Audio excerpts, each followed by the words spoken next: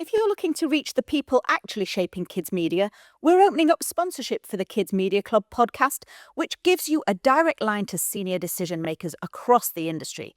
So, if that sounds like your kind of audience, you can reach us via kidsmediaclubpodcast.com or reach out to Emily, Andy, or myself, Joe, on LinkedIn.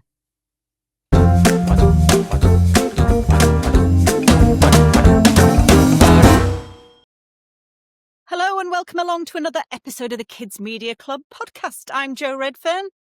I'm Emily Horgan, and Andy, we have a guest. We do indeed. Louie Stowell is our guest today, the author of the hugely successful Loki books. Louie, great to have you on the show. Great to be on the show. Yeah, I'm excited to chat about books. Fabulous. So just get us started, will you have to give us a quick kind of introduction to the books you've written and a bit about Loki as well and kind of what makes that series special? Yeah, so I've been writing books for a while. I started off writing non-fiction books for Usborne. So I've written about everything from space travel to ancient Egypt and insects, but then went on to writing fiction. I've written about a series called The Dragon in the Library, which is about a world in which all libraries have a sleeping dragon beneath it, and it is a librarian's duty to keep that dragon asleep and also to keep its dreams fed with stories, which is why you've got to read in a library, but it's also why you've got to be quite quiet in a library. Then I've written a book called Otherland about fairies, and by fairies I mean the real fairies, the ones that steal babies, not the nice ones. And so that's a sort of quest, a kind of comedy duo, bickering duo quest narrative. And then the Loki books, my most recent, I've been doing since 2022, and there are now 5 of them. So they're about the Norse god Loki's been sent to Earth as a punishment.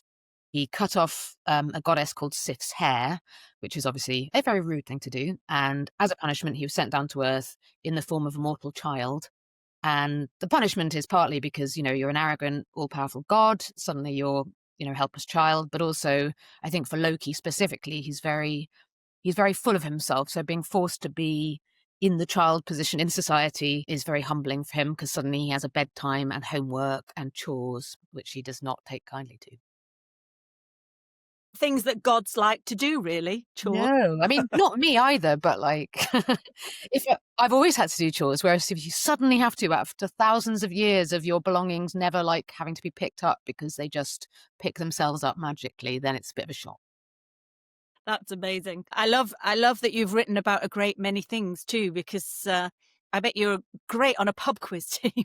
Yeah, though you have to catch me before I've forgotten it all, because I think I've forgotten my insects book by now. Yeah. But I can still tell you a lot about spaceships. So, got to keep that knowledge current. Because when I was writing nonfiction, there was always facts I couldn't get into the books. And the same goes for the Loki books, because I've done an immense amount of research. So, yeah, if there's a pub quiz about Vikings, I will win. So these sounds like they're books for all ages, Louie, are they? Yeah, I mean, there's always an age band, isn't there? There's always the suggestion that they're supposed to be what we call middle grade, so that's between roughly 8 and 12, but I mean, it can go younger and older depending on interest. And I think I did write them very much with a view to the family reading them together. So there are jokes in there for the adults, jokes for the kids, hopefully jokes for both of them at once, and lots of Easter eggs if you know a lot about Norse mythology, but also you don't need to know a lot going in. Sort of vaguely helps if you know that Odin exists and Thor exists and Loki exists, but other than that, you can go in pretty blank slate. And how did you find the response to the books from the start? Do they catch on really quickly with with readers, or did you find were you surprised by the readers that the books attracted at all? So it did catch on pretty quickly. I was very lucky because it was Waterstone's Book of the Month, which is like a big promotion. So I got to go all around the country to just about every Waterstones I could find, and meet a lot of kids from the start. But I think it was coming out just a couple of years after the pandemic. And I think everyone really was needing something a bit escapist. And it was, I think I deal with some quite serious stuff in it, but the overall tone is very light. So you're kind of, Loki's problems are quite small problems in some ways. They're, school and parents and friendships. But also I think the kind of format of it was part of what made it take off. Because it's very heavily illustrated. I illustrated myself in quite a scrappy style. So it's a very easy style to copy, I'd say. Like get a lot of kids sort of sending me their own drawings of Loki and their own little comics. So it's a mix of comics panels, text, doodles with that, sort of it's an integrated thing. Like it's never like text, illustration, text, illustration. The illustration and the text works very closely together. And I think that appeals to both kids who kind of come from a very strong level of visual literacy. So kids who've come from comics, they really mesh with it. And also for kids who feel too much text is a bit much. Yeah. It also has a level of reassurance, I think. That's interesting. That kind of taps onto something that I've always been struck by, that I sometimes think the key to a successful comic or animation is often that they're drawn in a style that the viewer or the fan feels like they could do their own approximation of, that they could. Yeah, because I spent a lot of time as a kid. Themselves. Sorry.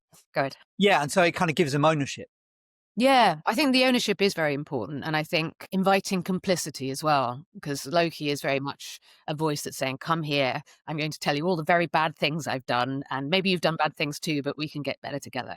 But yes, I spent a lot of time as a kid copying other people's styles. So I tried to draw Asterix so many times. And Asterix is actually quite hard to copy, I think, because it's a very particular style. I found Tintin much easier to copy, but I didn't like Tintin, so that was no fun. I only got as far as Fido Dido, but he didn't have any books. But Andy, you were asking about the kind of readers that it attracted. And actually there was a surprise in that. Because I think I had in mind, quite self-centeredly, someone a bit like me. So I thought it was going to be someone who's super like hardcore into mythology, nerds of that's particular kind of like obsessive hobby nerds. And then I do events and like it's football lads. It's just sort of kids who had no interest in mythology whatsoever, but they just, react to Loki's voice or they react to the jokes. So that was a really kind of interesting, I don't know, it was kind of a good moment for me to realize I had a lot of assumptions that I had not based on anything because, sorry. Nice that it's kind of a reflection of its accessibility then, in the sense that and actually you spoke about accessibility in how you can actually draw some of the illustrations. It's so complex that it locks you out from having a go yourself. And that's something that we speak about a lot on this podcast in relation to things like video games and this participatory relationship with media. Interesting that you've just spoken about that with something that is printed as a book, which I wouldn't have really thought about. But actually what you've just said is really you've created something that is very accessible, not just in its subject matter. Okay, it might be Norse mythology, but it's about a kid who might be a little bit bratty. We've all been bratty on occasion, but also created in an accessible way that is a mixture of text and illustration, but illustration that also feels like it's something, like you said, it can be replicated. I can participate in this as well. I think that's really interesting. And maybe that's the key to bringing kids back into books and reading, because I thought what was interesting when Andy shared some of the pre-notes to this call is about how, which makes me really sad, how reading for pleasure in free time is at rock bottom. Tell us about what you've noticed about that in your career as an author, and how do we go about fixing this thing? So I think in a way, as an author, I don't get to see the problem because I go and talk to kids in schools, and those schools that get authors on board are already doing a, bang up job. They're really enthusiastic. They're probably quite well funded, realistically. And obviously, if I go to literary festivals, the kids who are going to literary festivals are not the kids who aren't reading. So I think in a way I could probably live in a bit of a dream world about the situation with reading. So the stats then become very sobering. But actually, it's interesting, since the National Year of Reading is next year, and since that was announced, I've been asking a lot of friends who don't work in anything to do with books about reading. And a lot of them are saying, my kids don't read. And these are people with books in their houses and everything. But there is something that is changing. And I think as an author, I'm not necessarily seeing that. But as a human being with friends with kids, I am. Yeah, it's kind of concerning. I guess the easy thing to do is to point to like mobile phones and gaming and digital experiences for that. Although there are, there's some also evolution of the art form because of those screens as well.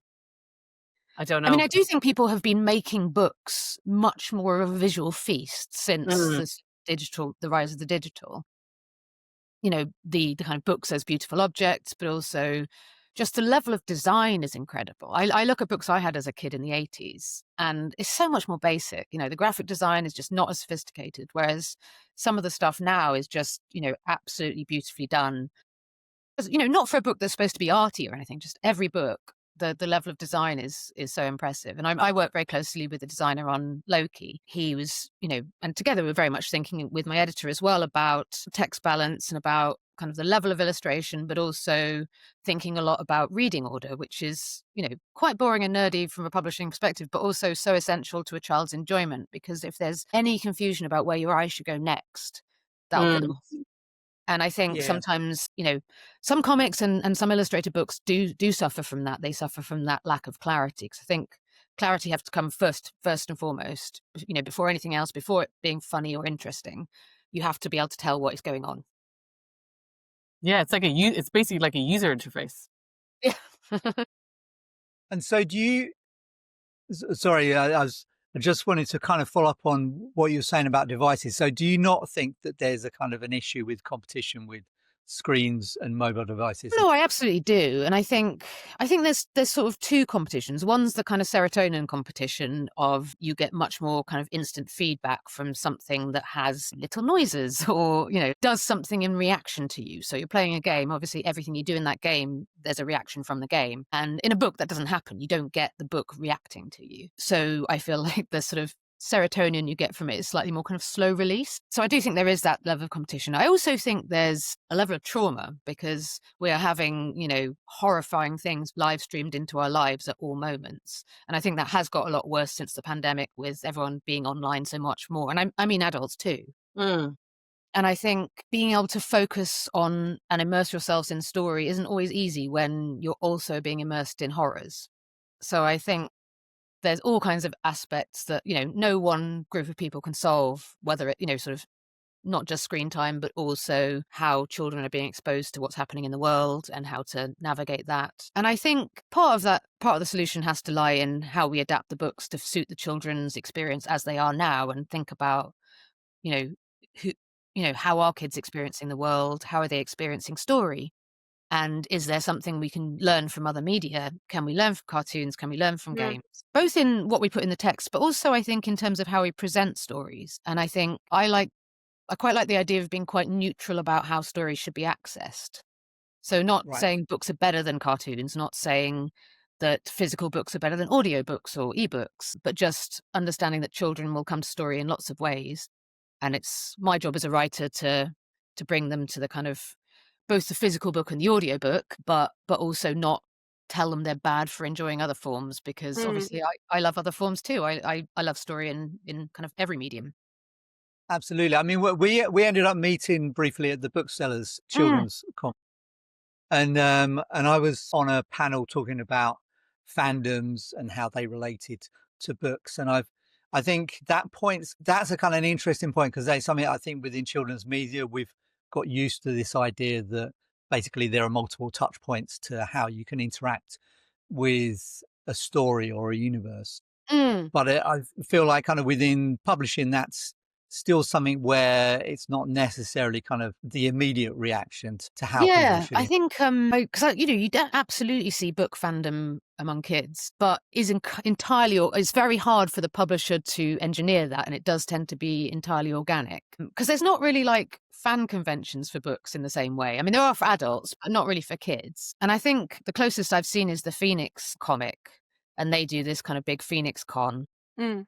And it's I haven't actually been, but I've just seen kids' reactions to it, and it's it's like they're at the best pop concert ever, with the people they admire the much, and it's a group fandom, and I think I would love to see more of that in the book world generally. Thinking about how do you bring kids who love these things together, and how do you make it a party? How do you make it fun and interactive, and making sure it's sort of like it's watching people make comics who are professionals, but also giving the kids the tools to make their own. And Yeah. so, yeah, I think that kind of that fandom interactivity is really important, and I think is an area we could definitely do more in. I think that's really interesting. I like that idea, because the act of reading can be quite solitary, and in a way that's lovely on occasion. But when young people are fans of something, it becomes very much a social thing. You want to share it, you want to talk about it, you want to indulge that fandom together as a collective, and that's where that kind of those cons Yeah. would come to be. And I think that's really quite interesting, because I mean, it comes with joy, doesn't it? This is what you've spoken about, kind of the joy being squeezed out of reading. And actually, joy is something that is really important to kids, and that everybody should, they should experience joy. But then there's no reason that they can't experience joy through reading or through stories or through those characters. Do you think there is something structural that still maybe, because of reading or testing at school, that squeezes that joy out and has made it so very difficult for young kids to get into reading and love it? I mean, I do think the testing element of reading is quite counter to joy. I feel like quite lucky in that when I was at junior school, it was the national curriculum came in when I was about 8, but I didn't have to undergo any testing at all because they only started testing the kids who'd been through the whole system. So I never had to do SATs or anything.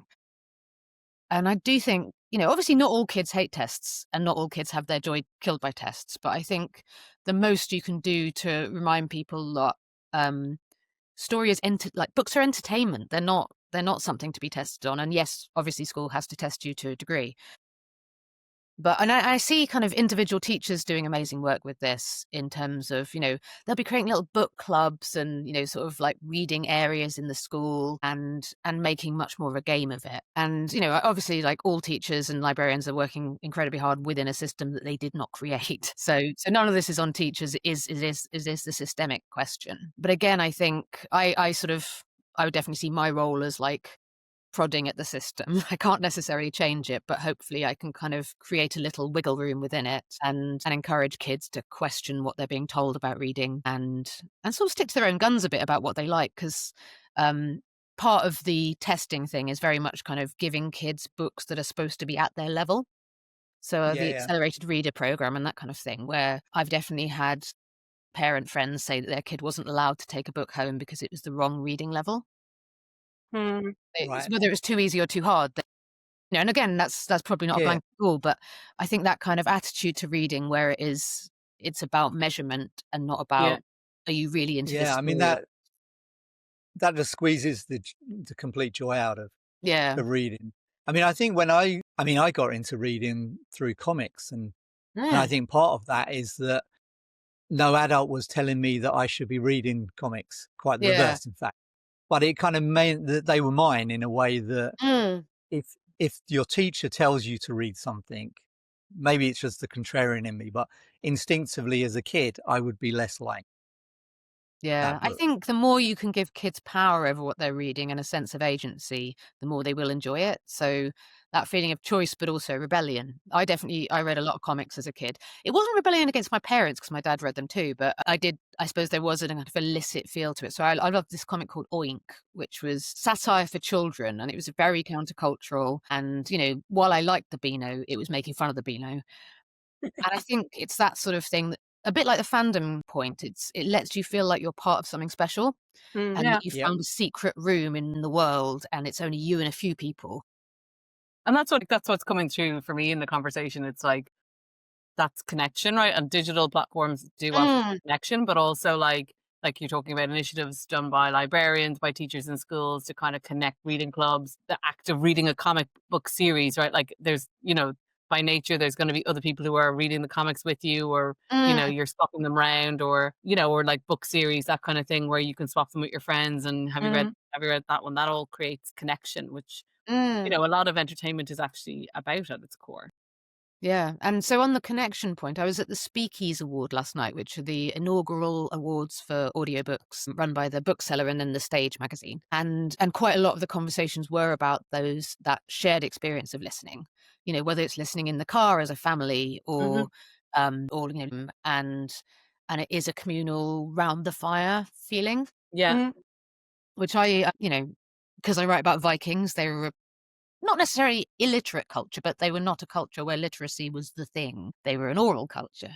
And I think there's something very primal about that. And I think the ways that you share stories communally can be just literally swapping copies of your favorite book. But also, I know kids that will read their favorite bits out to their parents, and that makes it communal in a different way. Or just the act of reading to a child. Obviously, that is community in itself. It's interesting. It's making me reflect on my two kids who are both readers, but in very different ways. Mm. One hoovered up novels, would think nothing of picking up a tome and wasn't put off by it, whereas the other one was very much a magazine reader, a football magazine reader, because he loved football, but he also loved stats. And he liked memorizing tables and bits of history, and this thing happened in this cup final in 1999. And it was just very different ways of reading, no less valid, but just different ways of processing information and taking it on board and enjoying it. And I mean, it's really fascinating how it can mean so many different things to different kids.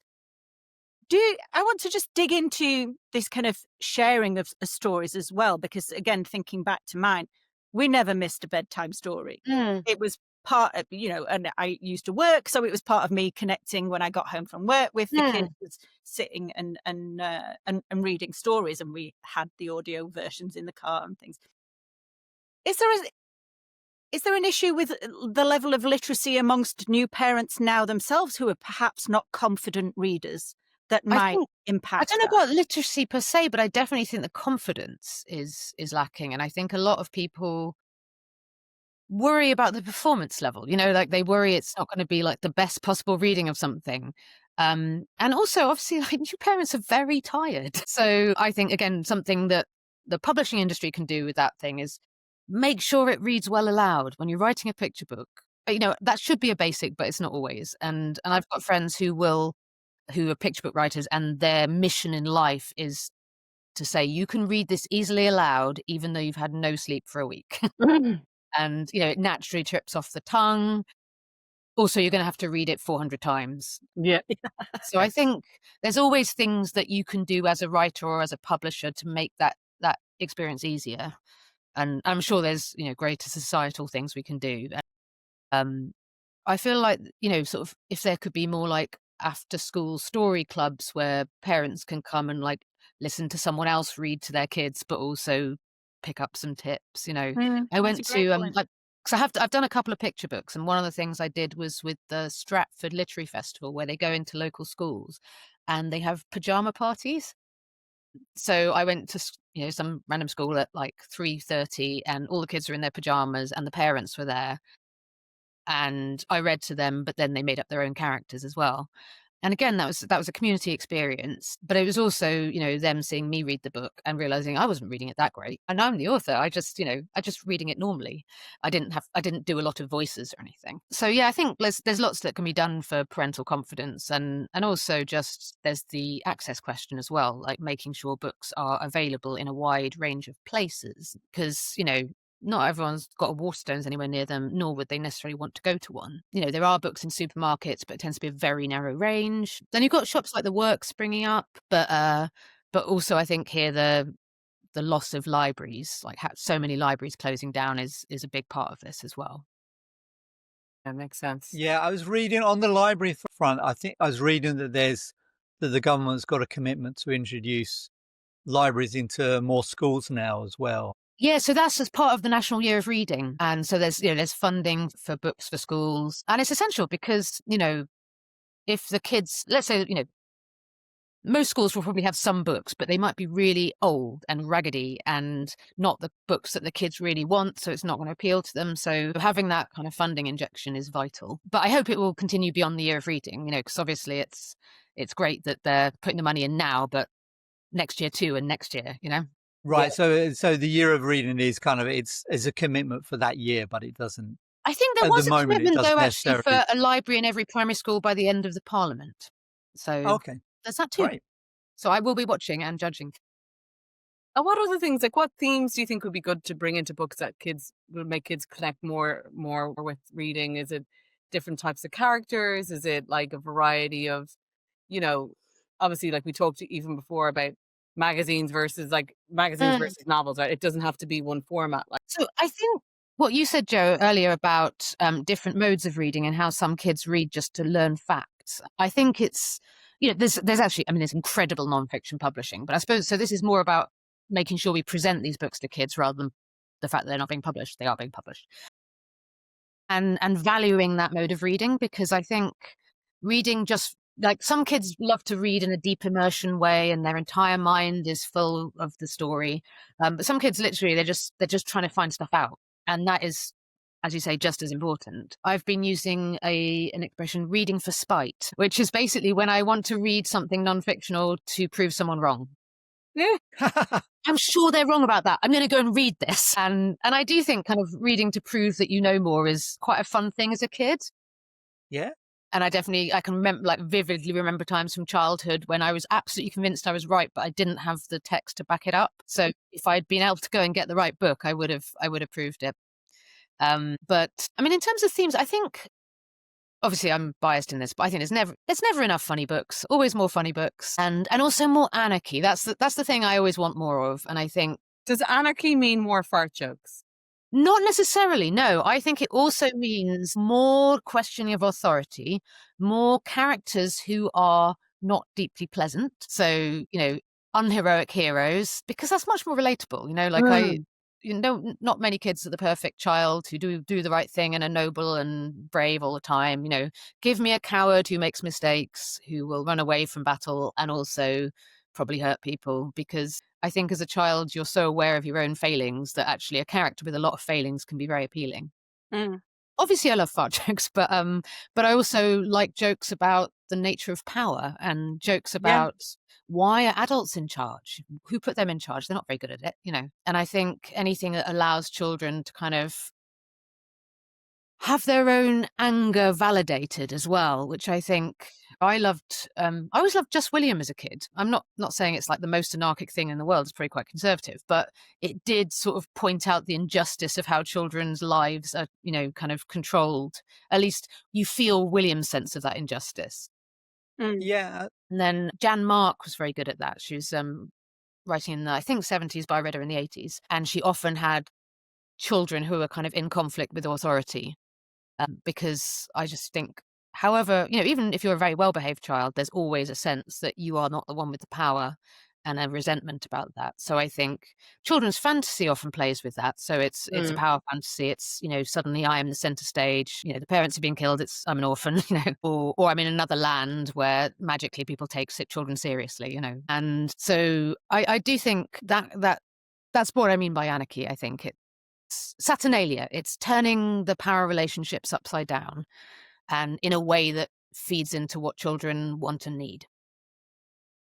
And do you feel like, is there enough of an appetite for that kind of storytelling with publishers, or do you feel like because one of the things we talk about a lot within kids media as a whole is that for some of the established broadcasters, sometimes there's a sense that there's a bit of risk aversion, or that they can't really necessarily take kind of big bets on something that's original. Sometimes, yeah, I mean, I think like publishing loves to take big bets, but you know, massive financial investments in something, you know, with no proven track record. However, I do think there can be risk aversion in terms of like, this is how a book is published often is you as the editor will want to buy a manuscript and you think, this is the best story ever. I'm going to take it to acquisitions, which is the meeting where it gets decided whether it's published or not. And in order to do that, you have to come up with what's called comp titles. So basically titles for the sales team to use as a benchmark of how much this book might sell. You know, it's a bit like this book, so it might sell a bit like this book. And I think that structure can inhibit truly new weird stuff coming through. And the truly new weird stuff comes through in spite of that system. And I think sometimes an editor will just argue for something and people will get on board with it, even if there's nothing like it out there. But it is quite hard to, I remember, you know, as a publisher, pitching books and being like, well, it's not really like anything. And that's the point. It's something new. You know, there's not anything like it now, or at least there hasn't been anything like it for 50 years. You know, you're kind of bringing back something from the past. So I think there is something in the system that is fundamentally risk averse in that particular way. So what it takes is kind of individual personalities bashing through that and taking a leap in the dark. And do you think the publishing world is open to being inspired by stuff that's happening outside of publishing? So, for instance, something that's been a big hit within kids media, or kind of slightly older than kids media, is K-pop Demon Hunters, which we've talked about a couple of times. Yeah, interestingly, podcast. But would that be something that book publisher would say, that's great, we should do something that connects to that audience. Yes, but I'm not sure it works. So because K-pop Demon Hunters works because of the music. It's not the Agreed. fact that it's about K-pop. It's the fact that there's real music. And I think because people have been doing K-pop books for quite a while now. I mean, not quite, been like 5 years now. But I think none of them have been massive because they're not actually by K-pop stars and there's no music. And I think sometimes you can't copy from one medium to another. However, you could use that, you can use those points of reference to kind of get kids excited about things. But I do think, while you can definitely learn trends from elsewhere, and I think they're often wider societal trends that you learn from rather than like one particular property. Like, let's say we are now in a phase of cozy crime, which is quite broad. And that sort of exists within kids as well. Quite often it's sort of adult publishing trends will filter down, but I think yes, sometimes it's knowing what to pull from the other media, because I think there's a lot of kind of computer games where I think you can really pull on those themes and say why are kids drawn to this particular game, and then understand how do you translate that into another media. Yeah, it's that world building opportunity as well. I actually feel like gaming and publishing do have that in common, that the world can be expansive and vast, and the characters there can be multiple, like endless, but very many characters. I think about something like Warrior Cats. The way Warrior Cats has gone from being a novel to over to being a really successful game. It's trying to kind of understand where, like, I think you put it well, Louis, to say like where it maps and where it doesn't. I think you're so right about world building though, because I think often the kids' stories that do really well are ones where the child can project themselves into that world. Yeah. Whether it's a very simple world like Bunny versus Monkey and they project themselves by creating their own adventures, or something more kind of fantastical where you're thinking, oh, I want that magic power, or like Warrior Cats where you're like, I'm this type of cat. And yeah, I think the immersive nature of it and that feeling of like this, if I turned my head, this story would still be there over there. It would still exist behind me. Yes. And that's, something I'm always trying to do is having that sense of this story could go on infinitely. You could write your own versions of it. These characters could kind of, interact and clash in so many different permutations. That does reflect that kind of sandbox element of gaming, doesn't it? I never thought about it in that book context before. That's where fanfic comes in. Obviously, that is the ultimate sandbox. Absolutely. Yeah, absolutely. Yeah. What's in your career, in your experience, what's one of the things that really strikes you as, oh my gosh, that was just a piece of genius that got kids into reading, or, was something that stands out as a moment to you where something flipped, something changed? Yeah, that's a really interesting question. I do feel like Dogman was a bit of a Yeah.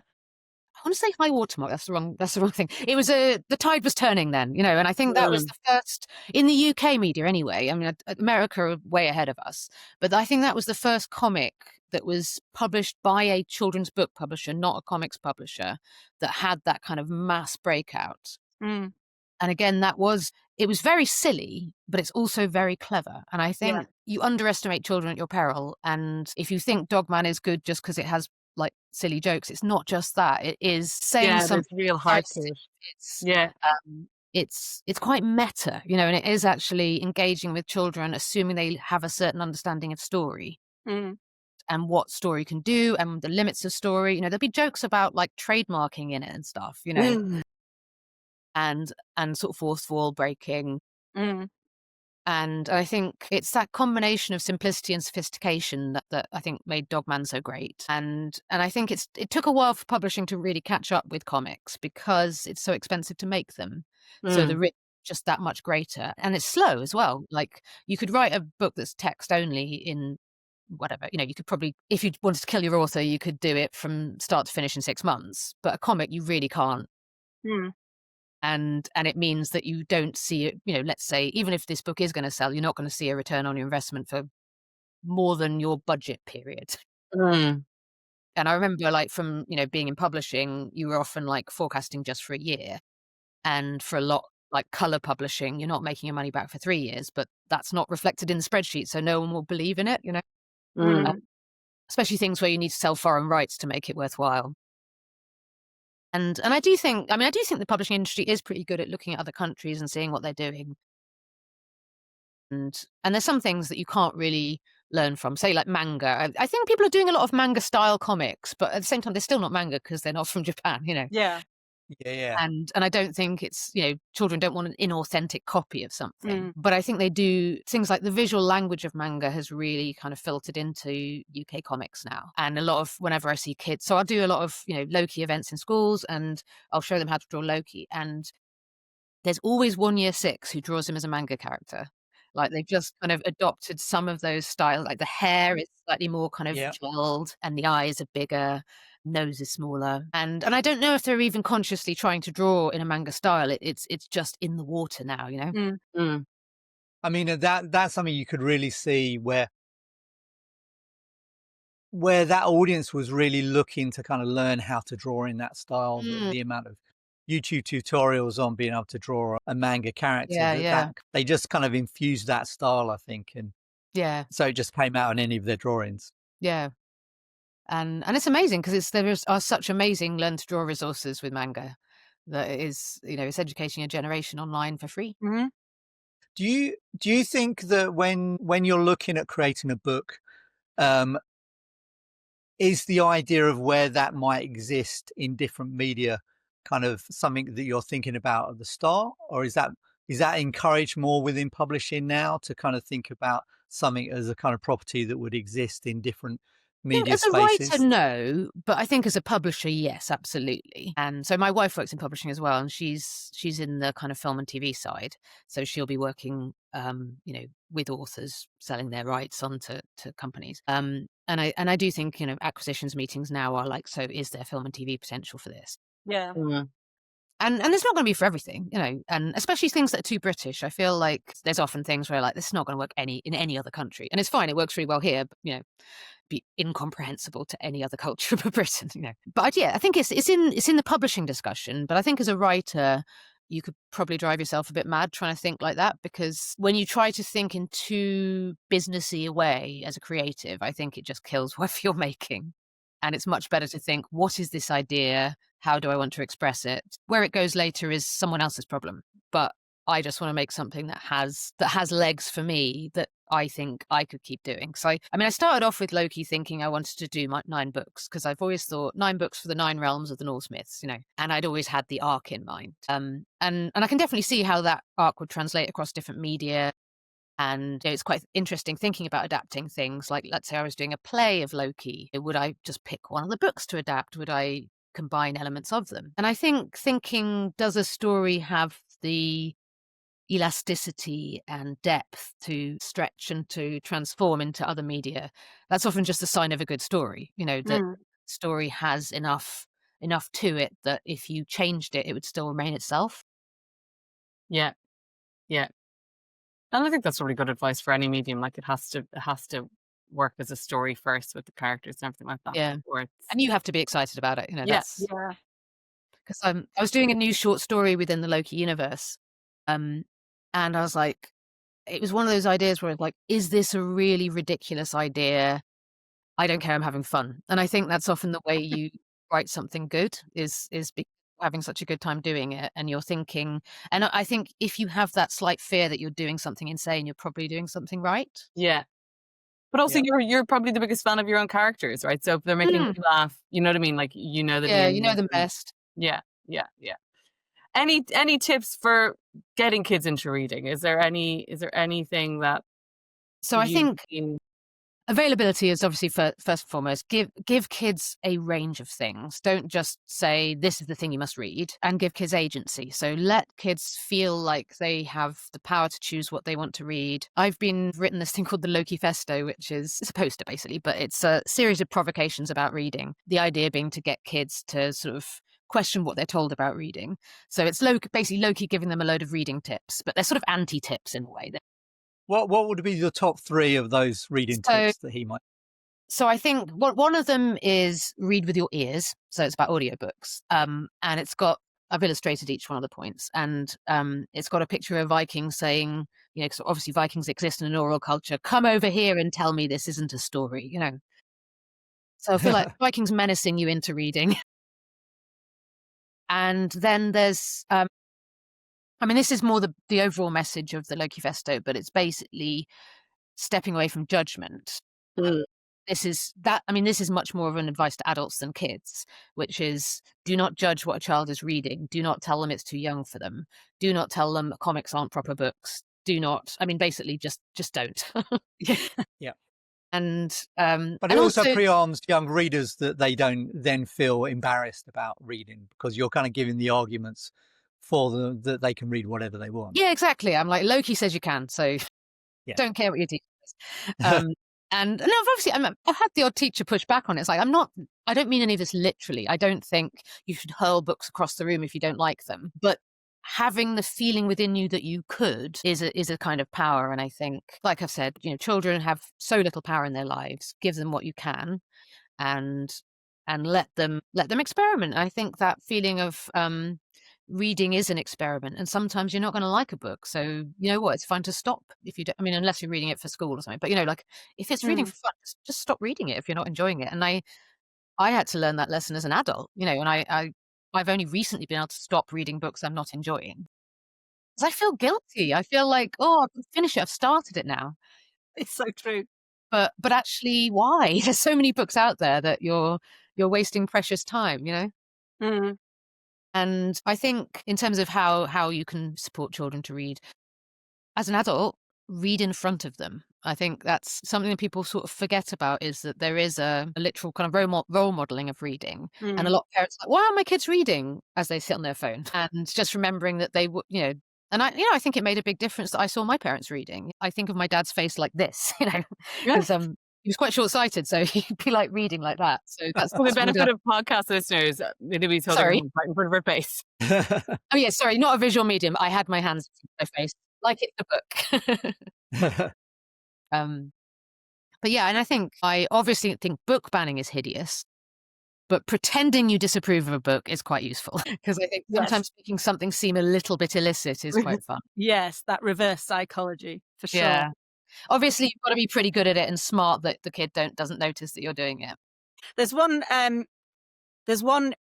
interesting. So on Minecraft, there is something called the Infinite Library, and someone has built a library in Minecraft where you can go in, and there are some texts that have been banned that have been recreated in Minecraft, which I think, again, amazing. A bit of subversion. If it's in Minecraft, it's likely to have been created by a developer who's relatively young.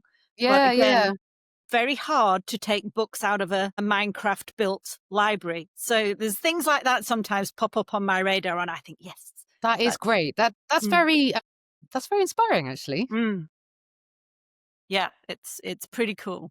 And sorry, one of the other things about helping kids read, one of the ongoing projects in publishing has been to try and make publishing more inclusive. And I think that feeling of like having texts that children can relate to from whatever background, from whatever, particular niche of the human experience they have. So making sure there's a wide range of representation of disability, of different ethnic backgrounds, different religious backgrounds. And I think, it's something where there's definitely been some progress made, but always further to go. Because I think the first sort of the temptation with representation is to do it in a worthy way. And children can smell that. So I read a great book recently called The Cheap Book by a guy who started in comics, actually, called Ramsey. And he very much wanted to do a book about the refugee experience, which was his family's experience, that was a really funny, stupid story. And I think that is that's the representation that I love, especially, where it is understanding that you may have this particular set of experiences, but what you like reading about is not misery. It is kids being weird, or, in the case of this book, The Cheap Book, it's about a kid who finds this magic book that allows him to cheat at school. So it like magically makes him popular and, wins. He learns a valuable lesson that you shouldn't cheat, mostly. But yeah, I think having that kind of real range of, people writing from their own experience, people writing in a way that reflects the world around you, Amazing. Thank you. Really inspiring. It's made me think I need to go and read a book. Or a magazine or a comic, Well, yes. Come to realize that I am more of a magazine and comic person, whereas my husband will sit and read a book. I mean, I love reading books, but I also love reading like long read articles online, you know? I've got quite into the FT recently. I'm not going to suggest that for kids, though. Not yet. That's great. Amazing. Thanks very much for that, Louie. Thank you so much. Thank you. Andy, do you want to do the sign off? You did so well. Yeah, I'll do a quick sign off. Little So out. thanks again, Louie, for that fascinating chat. Hope you guys enjoyed it. And please like and subscribe and listen to us wherever you get your podcasts. And we will see you next time.